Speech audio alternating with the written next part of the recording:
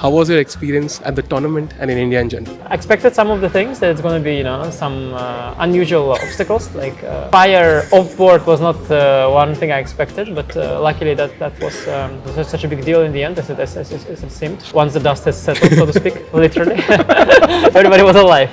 That was good. True. Because at first we were making jokes, but sometimes with jokes, like there are also wrong moments to make jokes. So I didn't feel comfortable. There was a lot of room for jokes on that day, but I was thinking, okay, it's kind of all funny until you find out that some people have been hurt, But finally, everything was fine. So the fire was there. There's still fire in my food, and of course in the heat outside and all of that. And I'm tired because of also there's no rest day. Normally you don't play. Like we had to remove the rest day. So, but it was a lot of fun. The chess was a lot of fun, and people were nice. I decided to not take an accompanying person with me to the event. Usually I take somebody with me, but. Okay, I had two reasons why I didn't. First of all, there are a lot of great people here I could hang out with, like you guys, some other friends I have here. Also, like I thought, it is better maybe to have one person with upset stomach than two. Is there a particular dish you can point to, okay, this is partially to blame? The thing is, I know myself, like if I control myself, I'll be fine.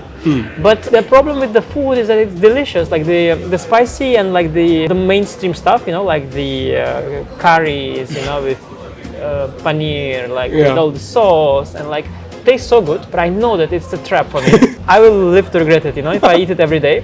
So I done it at Kolkata tournament, and I always learned the hard way. Like I first go for the stuff and it's great. It's a little spicy, but then finally I'm not able to handle it. And then I switch to some other food, which is much more simple. But then it's already too late. So now I had to restrain. So I very rarely would sneak in some like genuine spicy food.